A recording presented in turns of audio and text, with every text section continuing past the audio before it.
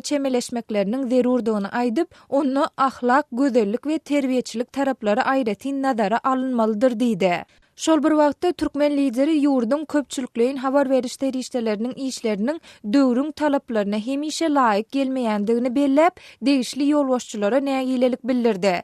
13 oktýabrda geçirilen hökümet ýygnagynda Berdimuhammedow wezipe borçlaryny göwnüjä ýerine ýetirmän, garamagynaky teleradio ýaýlymlaryň işine gödöwçiligi gowşadyp, berilýän gepleşikleriň hiliniň pete düşmegine ýol bereni üçin Türkmenistanyň ministrler kabinetiniň başlygynyň ornwasary Gülşat Mämedowa Sahyewna käýinç yglan etdi. Şeýlede wezipe borçlaryny göwnüjä ýerine ýetirmän, ýaýlymda berilýän telewizion gepleşikleriň hiliniň pese düşmegine ýol bereni üçin diýilip, Türkmenistanyň telewiziýa, radio gepleşikler we kinematografiýa baradaky döwlet komitetiniň Türkmenistan teleýaýlymynyň başlygy Şirgelli İşanoğluýew bir käýinç yglan edildi hemde ýol berilen kemçilikleri gysga wagtyň içinde düzeltmek oňa duýduruldy diýilip, resmi metbuatda berilen habarda nytaldy. Şol bir wagtda maglumatda agdalýan resmiýetiň haýsy wezipe borçlaryny göwnüjä ýerine ýetirmänligi barada anyk misallar getirilmeýär. Ýatladyp geçsek, Türkmen prezidenti ýurdun köpçülikleýin habar beriş terişdeleriniň teleýaýlymlarynyň işini mundan odal hem bir näçe edek tanqid edipdi. Şu ýylyň ýanwar aýynda Berdimuhammedow köpçülikleýin habar beriş terişdelerinde ýurdun häzirki döwürde gazanýan üstünlükleriniň ýeterlik derejede giňden we başarnykly beýan edilmeýändigine ünsü çekip, çap edilýän makalalaryň döredüjilik derejesiniň petligi wagtynda tanqidi bellikleri aýdypdy. Soňky ýyllarda Azatlyk radiosu bilen söhbetde şolýan türkmenistanlaryň käbiri Türkmenistanyň döwlet telekanallaryna we radio ýaýlymlarynda ilatyň hakyky durmuşyny şöhlendirýän, olary gyzyklandyrýan gepleşikleriniň goý berilmeýändigini aýdýarlar. Şol sebäpli hem olar daşary ýurt, hususan da rus, türk telekanallaryny tomoşa edýändiklerini görüň berýärler. Ýa-da ýalgo kinolar görkezmekde telewizorlardan türkmen kinolar bolýar. Oýunlar görkezmeli ene. Şoň üçin bir kanatlanamlak prezidentim şoň üçin kanatlanman aýrýanyrda ýol başlaryny. Diýip Ahal welaýatynyň 60 ýaşly kärenneçi Selim daý görüň berýär. Ýeri gelende ýatlasak, Türkmenistan metbuat azatlygy boýunça halkara guramalarynyň hasabatlarynda ýylyň ýylyna iň pes bahalaryň birini alýar. Freedom House guramasynyň global metbuat azatlygy boýunça 2016-njy ýyllaky ýyllyk hasabatynda Türkmenistan ýene ýamanyň ýamany diýilýän ýurtlaryň onlugyna girip, bu meselede iň pes bahany alan Demirazy Koreýadan soň ikinji boldy. Şu ýylyň aprel aýynda çap edilen bu raportda resmi Aşgabat öz kanunlaryna garşy gidip, raýatlaryň informasiýa almak we ýaýratmak azatlygyny ýygyderli bozmakda tanqid edilýär. Azatlygy isleýän wagtyňyz isleýän ýeriňizde dinlemek isleýärsiňizmi? Munuň üçin SoundCloud tilsiminde Azatlyk radiosyny tapyň we ýazylyň. Azatlygyň maglumatlaryny ilkinji bolup dinleň. Play Store'dan ýa-da iTunes'dan SoundCloud'un tilsimini indirme ýatdan çykarmaň. Azatlygy SoundCloud tilsiminde Azatlyk radiosu ýazyp tap bilersiňiz.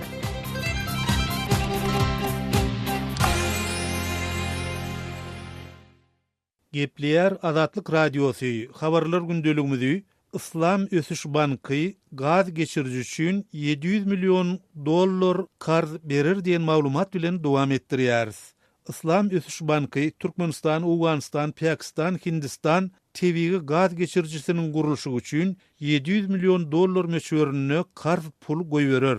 Munyň bilen baglanyşykly şertnama Halkara Valyuta Fondu bilen Bütün Dünýä Bankynyň Washingtonna geçirilen güýçki geňeşine gol çekilipdir. Şertnama karz pul alýan hökmüni Türkmenistan hökümetiniň adyndan halkara ykdysady gatnaşyklar baradaky döwlet banky gol çekipdir. Türkmenistanyň halkara ykdysady gatnaşyklar baradaky döwlet banky hökümetiň strategiýa taýdan ähmiýetli maksatnamalarynyň maliýeleşdirilmegi uruny halkara bazarda daşar ýurtmaýa goýumlaryny we uzak hem orta möhletli süýşürntükleri wekilçilik edýär. Bank şol bir wagtyň özünde hem İslam Galkynş Bankynyň Türkmenistanyň wekili hökmünde onun daşaryn beýleki dürli fondlaryň hem Türkmen hökümeti bilen bolan hyzmatdaşlyk işlerini amala aşyrýar.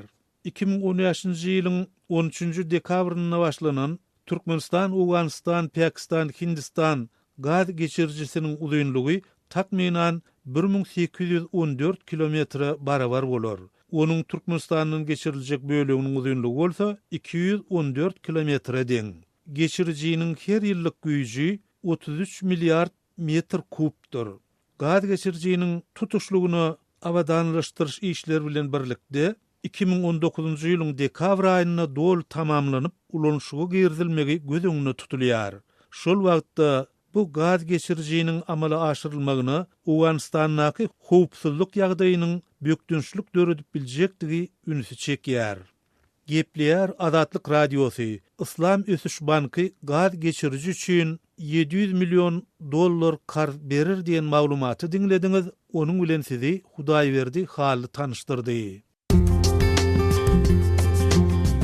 Azatlygy line ulgamynda Osmok 420 773 797 383 telefon belgisi arkaly tapyp bilersiňiz. Biziň bilen habarlaşyp maglumatlary, suratlary we videolary ugradyň. Şahsiýetiňiz dogry gizlilikde saklanır. Osmok 420 773 797 383.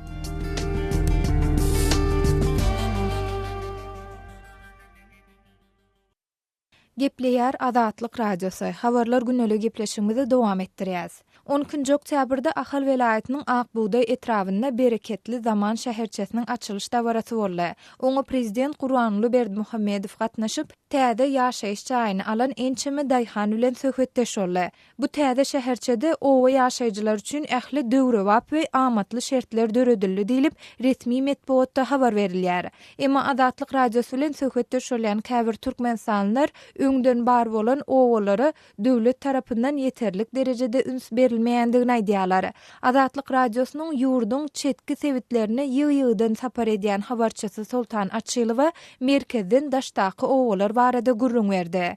Sultan aýdy, merkezden daşdaky owalaryň ýagdaýlary barada gurrun berýärsiňiz. Sehramen ziyaretçilere goşulyp, seýahatçylary goşulyp, Türkmenistanyň ähli welaýatlarynda diýenýäli Balkanda, Şowda, Lewap, Mar welaýatlarynyň etraf merkezlerinden has uzakdaky owalarynın köpüsinde bolup gördüm. Owalaryň merkezden uzaklygyna görä-de şonuň ýollarynyň hem owalaryň öz ýagdaýlary hem barha yaramazlaşýar. Şeňde iň yarama täsir galdyrany Türkmen gala etrawynyň ruhnama daýhan birleşiginiň 10 ýaşlyk çatdygy, onuň çelekeniň azbek owasy. Onuň şu özümiň dogduk owam bolan ýolatyň şäheri gaty erwet täsir galdyrýar. Şu owalaryň ýagdaýy şäheriň içiniň hem ýagdaýy esasan ýollary gaty gözgyny ýagdaýda. Sultan aýdy, gözgyny ýagdaýda diýeninde esasan nämeler gözüňde tutýaňyz şu agdan iki owaňyzda hemem şäheriňizde? Şähre, şunhaşy owalaryň birinciden näşi esasy ýollar yaramaz. Şoňa kışda bardan, tomuzda bardan, tozanyň palçygyň derdinen owa girip bolan okşy. Köçeleriň garasyndan redinadykly ýa bolmasana şu neme gonşarak galwaşly şular ýaly kerzi we ädiki barýan adamlar görýärsiň. Owalara uly girip bilen ok. Şolaryň tok ýagdaýlary hem gözüni gerekçe şolara stolwalar dikilip toğun berilmedik yerleri var, gazyň barmadyk yerleri var. Onuň şu sosial ýagdaýlary tes hojalyklar, şu täze mellekler alanda da hem şolar bir özlerine gerekçe bir göze görünüp duran bir oňatça plan daýam eden bilen oklar şeýle bir biremän katip daýjagaslar gurunyp melleriň bir garasynda ýöne bir iksanjak kümeýalyk daýlarda ýaşap oturan hojalyklara da gözüň düşýär. Sultan aýdy, bu owalaryň ünsden düşürilmegine näme sebäp bolýar? Ýaşaýjylar näme diýerler? Sehra, şu owalaryň ünsden düşürilmeginiň iki sebäbi barada aýdylýar.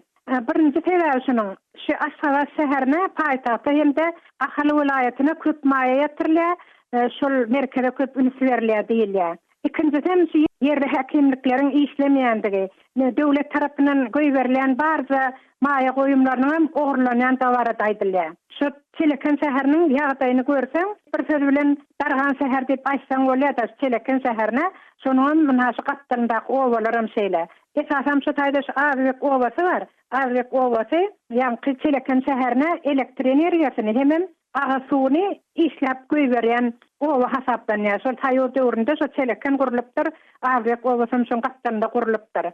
Şo ýerde 70-den hojalyk bardyr. Ýöne şol taýýa döwründe gurulan owalar, şahaýatlar opurulşyp ýatyr, köçelerim bir ugrada däl şeýle bir ýöne aýla-aýla bölek köçeler nerden girip nerden çykýan hamile owanyň taşdywrygym şeýle bir wirden doly. Tehnikalaryň galyndylaran bir kiçirek öý ýalak bolup ýatan, kosmosyp ýatan tehnikalar, türän turwalar nerden goparylyp getirilipdir, şo ýerek üýşürilip goýulypdyr. Wirdiň içinde otyrjy azbek owasy. Ine şular ýalak göz oýuny ýagdaýda şu owalara üns berilmeýändir, esasy şu häkimlikleriň işlemýändir bilen düşündirilýär. Bu owalara yeterlik derejede üns berilmedligi ýaşaýjylara nähil täsir etdirýär? Sehra elbette ýaşaýjylarda gatny häýlelikler köp. Sebäbin haşy berur zat gerek bolsa, mysal üçin bazara gitmelimi ýa hassahana gitmelimi ýaşaýjylar köplen etrap merkezlerine gitmeli bolýar. Şular kışına hazım batpa howalarda, ýagly howalarda öýlerinden çykýan zok diýerler. Şolaryň ha toýa ýaşa gitmeli bolsun, ýa bir çağa dogrulan öýlere bir enäne gitmeli bolsun. Şeýle kösenýär diýär, sebäbi massin ýören ok ýollardan. Kışına massinlerimiz öýden çykar bilen zok diýerler. Ulagy bar adamlarym şu ulaglaryny ulanyp bilen oklar. Diňe bir traktor işleri haýyş edip şu eneleri çağa dogrulan öýlerde ekitmeli bolýan wagtymyzdan bolýar diýip şular ýaly gürrüň etdiler. Şu bir toýa ýa-da gidip bolanok kışyň agyr howalarynda diýip şeýle nägilelikler köp ýaşaýjylar özleriniň kösenýändigini her adamda diýen ýarak ýaşaýjylar gürrüň berýärler. Şu owa durmuşyndan razymen diýen adamy men tek duşamy. Gepleýär Azatlyk radiosu. Habarlar günneligi gepleşigimizi dowam etdirýäs. Soňky aýlarda Aşgabatda mekdep okuwçylarynyň eden biýdüdünçilikler üçin etrap polisiýa merkezlerine olaryň enatalarynyň däli mekdep ýolbaşçylarynyň, muallimleriniň çağırylýandygy barada maglumatlar gelip goýşýar. Biz bu maglumatyň jikmejikleri bilen gyzyklanyp Aşgabatda ýaşaýan synçy we ýazyjy Amanmurat Bugaýew bilen söhbetdeş boldyk. Amanmurada Aşgabatda okuwçylaryň eden biýdüdünçilikler üçin polisiýa merkezlerine olaryň enatalarynyň däli köplenç halatda muallimleriniň çağırylýandygy barada maglumatlar gelip goýşýar. Bu barada sizde nähil maglumat bar? Şeýle ol bir goşumny hökmünde bir sözlem aýdasyn berýär. Şol okuwçylaryň hatda tomuz kanikul döwrüne 2 aýdan köprek wagt biýzalýan urny, mektebe gatnamaýan urny.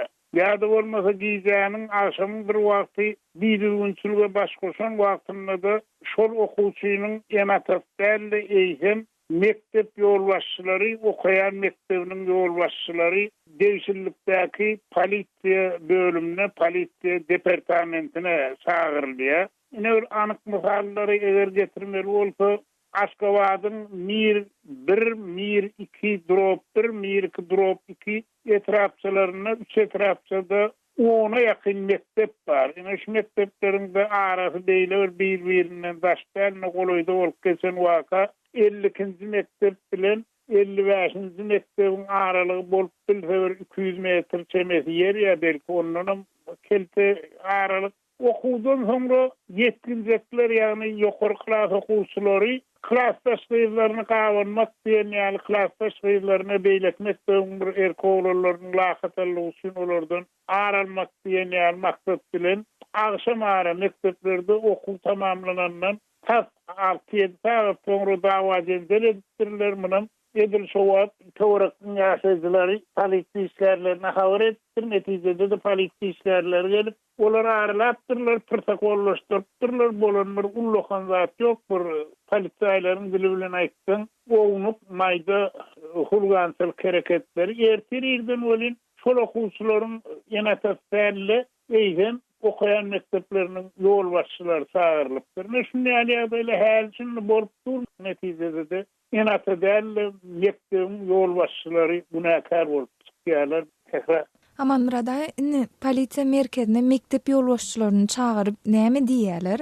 Esasy diýilýän urrumyna sizin mektebimiň okuwçylary ýa-da okuwçy plany şunu ýaly etdiler. Düzgün tertibini bozdy, näme üçin Ulabatda iş alyp baran zok diýip şol bolup geçen ognup jenaýetçilik ýene gaýry hakyny şäher häkimligine, ýa-da şäher etrap bilim bölümlerini politsiya bölümler tarafından, departament tarafından habar verilýär. Şonda da okuwçynyň ata-enesiniň atdallyny plan mekdebin okuwçysy, plan mekdebin yol başçysy ýa-da yol başçynyň ornuna çağıryldy, bula bilen gurrun geçirdik. Sizem habardar edýäs diýen ýerler hat ýollanýar, netijede şäher etraf häkimligi derejesinde ýa-da şäher etraf bilim bölümleri derejesinde mektep yol başçylaryna uly iýen saraşýa olara käňi ulan edilýän wagtlarym awgustda çynlap ýersiz iýençlerden, ýersiz edilýän talaplardan ýa-da mektep yol başçylarynyň käbiri ardahynlar işden çykyp mesele bak getýärler. Aman radan şeýle wakalarda okuwçylaryň enatalarynyň däli muallimleriň çağrylmagyna näme sebäp bolýar? Muň bir edil plan sebäpdi we aýdyp bolany bir özünden düşnükli sebäp bar. Enata diýilýän adamyň hemmesi öz sagatynyň bir tertipligini, sagatynyň düzgün modellerini boyun alyp duran oklar, ondan olar politik işlerler bilen deň dawagar bolýarlar ýa-da bolmasa özüniň sagasy bilen uruş söwüşden beýlek saganyň enatasynyň üstüne barýarlar. Ine şunlar boluksuz dawalardan politik işlerler gaçýarlar-da immowy mektep ýolbaşçylaryny şu waka hakkında habardar etmek, hem mektep ýolbaşçylaryny çäre görmegi haýyş edip häkimliklere hat ýazmak bilen meşgullanýarlar. Bir tarapy, ikinji tarapy munun ýaşanmak bolany enatalaryň arasynda dürli derejedäki wezipany eýleýän adamlar bar, olaň arasynda dürli ýollar bilen baýan adamlar bar, ondan şeýle enatalar bilen iş tartışmakdan politsiýa işgärleri çekinýärler, depegenden gasarak diýip wezipelerden, baýlardan gasarak durup näme ýüklüklerim götürýän mektep ýolbaşçylarynyň üstüne hüjüm edýärler, bir hüjüm goşadyrnak üçin şolaryň günäsi bilen goýak bolup geçýän ähli we mektebin günäsi bilen bolup geçýän ýaly edip suratlandyrýarlar. Gepler Adatlyk Radiosu. Habarlar gündelik programmamyzy dinleýärsiňiz. Gunduz şäheriniň köp ýerinden jeňçiler ýygyna çekildi. Gunduz şäherinde dukanlar açylyp, halk öz gündelik wezipesine başlady. Uruşda Gunduz şäherinden gaçyp çykan mosgullaram ýygyna dolanýar. Ýöne welaýatyň etraplarynda jeňçiler entegem hereket edýär. Gunduz şäheriniň daş töwereginden hem jeňçiler heniz ýygyna serpikdirilmändir. Hormatly radio dinleýijiler, Gunduz şäherindäki soňky ýagdaýlar barada welaýatyň ýerli geňeşiniň deputaty Seyit Esedulla Han Sadat bilen geçirilen söhbetdeşlige siziň ünsiňiz çekýär. Gunduzda häzir ýagdaý nähili? Gunduzdan talibanlar ýyda çekildi diýip maglumat gelip gowşýar. Hudaýa şükür etýär. Bugün 12-nji güni 2 gün bolýar. Gunduzda gün görünýär. Bir ýarym muhajir boranlary daşary vilayatdan çykyp tanym bir jaý bolup gidenler asta-asta gelişýärler. Dukanlar açıldı. 50% umidwarlyk tapyldy pes jaýynda otursa. Lekin merdimler uruşda köp zarba gören, hesara gören, üýleri opan, jaýlary bozulan, owlatlary şehit bolan, zahmy bolan, derdi köp da şondadan başga üýlerine gelip durlar şükür Hudaýa ýene-de. İki gezek şeýle waka Gunduz şäheriniň halkynyň üstüne geldi. Geljekde böyle wakanyň ýüz bermezligi üçin näme etse bolar? Bulla ikinji mertebe bizleriň welaýatymyz sukut etýär, merdimiz derbeder bolýar. Munyň alyny gaýtarjak bolsa, adalet islemeli. Hökümetimiz adil bolsun, yamanlyk edenlere ceza bermeli bolýar, ýaxşylyk edenleri takdir tahsin etmeli bolýar. Eger şu işleri reisi cumhurumuz, hökümetlerimiz becerse, bizler aram yaşar. Eger adalet orta gelmese, uruşta kurbanlık verenler, kan tökenler, bunlara denim takdir tahsin bolmasa, hısara edenlerin hısarası cibran bolmasa, şu gep yine düzgünler taze bol gider, merdimler hükümetten ne umid bolar, hükümetten umidi kem bolar. Hükümet edecek bolsa raýatyna hemişe hükümet müteveccih bolsun, adalata koşýasyn. Adalet etmese hükümet hiç wagtyn hükümet edip bilmeýär. Ençeme mahallesinde Türkmenler mi ýaşaýar Gunduz şäherinde? Nähili olaryň ýagdaýy gaçyp çykanlary pes dolanýarmy ýygyna? Türkmenler hem hısara gören, hem şehit veren, hem zahmy veren, hem üýleri opan, daşary vilayatlere çykan ta Faryaba barınça gaçyp gidenlerimiz var. Biz bugün waziri transport hoşluk etýärys, gaçyp gidenlerimize muhtes getirecek diýär. Hemmelerine ilan eden şumara telefonlar veren. General dostum Faryapdan soň Gunduz'a da geljek men, Gunduz'am Talibandan päklejek diýip. Her bir çetimize ihtiram etýärys, kanunumuza ihtiram etýärys, ýaşlygymyza ihtiram etýärys. Şol gelsem gelmesem şonun kömegi bizlere yetişip duruşal gündüz vekillerini cemlep reis parlamenı yanına gelip oturup bir celse aldı. Şu celseden soň bizlerin üstümüze ýakçylyk düşdi. Şu celselerin neticesi tek şolar bizlerin urduğu Kuvatay emniyetilerimize birlik yoktu. Bu ortasına birlik gelip şu uruşa şiddet verip şehirden de muhalifleri çıkardı. Ol gelecek diyeni yaxşı gelse hem Xana Sabat gelmese şu oturun yerine şu dil kömekletip dursa da bizlere yetişip dur. Ondan minnettar. Kalaýdalda mam sahypdaşdaçy çardere talibanlaryň häzir hem täsiri bar da o ýerde ýaşaýan türkmenler hem kynçylykdan gutarmak üçin siz näme alada etýärsiňiz? Bizler yaşlıyım bu lisede oturuşup maslahat ettik. Şular gelen emniyeti kuvvetleri kefilen hazır gündüzde var. Şular mükemmel gündüzü tesviye etmese imkanı var bir aydan sonra yine şu hadise tekrar olsa.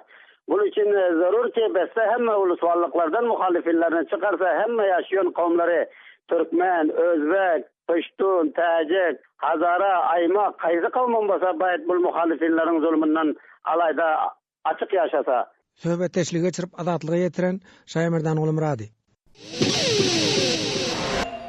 Gepleýär Azatlyk Radiosu. Men Aras Perwiş, biz programmamyzy dowam etdirýäris. Serbiýanyň ýolbaşçylary Ýewropa Birleşigine goşulmak baradaky tagallalara berilýän goldaw ýurdun gadymy ýarany ortaýatyň behwidine gawşap gelýär diýip duýduruş berýärler. 13-nji oktýabrda Premier Minister Aleksandr Vučić soňky wagtlarda ortaýatyň ýurtdaky täsiriniň artandygyna garamazdan öz hökümetiniň maksadynyň Ýewropa Birleşigine agda bolmakdygyny aýtdy. Ol bugün ýagdaý 1 ýa 2 ýyl mundan ozalyksynyň bütünleý tafawuty diýdi. Ýagdaýyň ötgendiginiň alamaty hökmüne ortaýat bilen Serbiýanyň harby hawa güýçleri üstümizde hepde Belgradyň golaýyna birlikde turgunlyşyk geçirdiler. Serbiýa ondan öň özüniň Ýewropa Birleşigine goşulmaga meýilligine garamazdan hiç haçan NATO ýaranlygyna girmejekdigi hakda ortaýata arkaýynlyk berdi. Ol Ýewropa Birleşigine agda döwletleriň edişýaly Moskwanyň Ukrainadaky agressiýasy sebäpli ortaýatyň garşysyna ykdysady sanksiýa giýizmekden hem 2014-nji ýyldan bäri boyun gaçyryp gelýär. Kosovo sebäpli Gulmatar bilen Serbiýanyň arasynda turan dawada Moskwa Serbiýanyň tarapyny çaldy. Ýylatynyň esasy bölegi etnik albanlardan durýan Kosovo 2008-nji ýylda garaşdyrylgyny aglan etdi. Serbiýa muny ikrar edenok. Belgrad öňki welaýaty bir döwlet diýip hiç ikrar etmejekdigini öwran aýtsa da Ýewropa Birleşigine agdalyk üçin beren haýyşnamasyna Pristina bilen gatnaşyklary kadalaşdyrmagy kabul etdi. Vučić bu beýanatlary Belgradda Albaniýanyň premier ministeri Edi Rama bilen geçen diskussiýada etdi. Rama regionyň durnuklulygyna peýdaly bolar diýip Serbiýany Kosowonyň garaşdyrlygyny ikrar etmäge çagyrdy. Serbiýa Kosowony näçe çartrak ikrar etse, hemmeler üçin şonça gawy bolar. İş tamamlandy. Kosowo bir döwlet, ol dünýäniň güýçli döwletleri tarapyndan döwlet diýilip ikrar edildi. Bu adamlaryň öz saýlap tutuny diýip Rama aýtdy. Ýöne ol soňra ýere tesip bu Vučić we Serbiýa üçin tabu bolup galýar dedi. Vučić Ramanyň bu beýanatlary Ýewropa Birleşiginiň Kosowo hökümetini ikrar etmek boýunça Serbiýa basyş etmegine getirdi diýip nägilelik bildirdi. Adamlaryň görýänişi, adamlaryň duýýanyşy diýip Vučić teýrendi. Vučićiň Belgradda beýanat beren mahaly Serbiýanyň ortaýatçy prezidenti Tomislav Nikolić Moskwada dedi. Ol habar gullugy taýsir beren interwýusynda Serbiýa Ýewropa Birleşiginiň agdalygyny aljak bolup, hiç haçan Kosowony ikrar etmezdi. Agda boljak bolsaň Kosowony ikrar etdiýse, Serbiýa hiç haçan Ýewropa Birleşigine agda bolmaz. Ýöne olar muňa kulak asman, deslapky işert hökmüne bir syhly şunu goýýarlar diýip Nikolić aýtdy. Gepleýär Azatlyk Radiosu. Hormatly dinleýijiler, şunuň bilen habarlar günneligimizi geçirip gutarýar. Sazlar kesmeden soň gepleşiklerimizi ýazgyda dinläp bilersiňiz. Azatlygyň tolkunlaryndan aýrylmaň.